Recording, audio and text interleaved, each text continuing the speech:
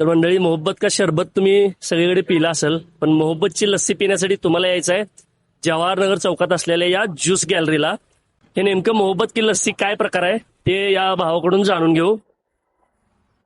तर आपली मोहब्बत का शरबत आहे. नेहमीप्रमाणे आपण मोहब्बत का शरबत बनवते. त्यामध्ये दूध, सब्जा बी, कलिंगड स्पेशली बनवून आपण होममेडच बनवते.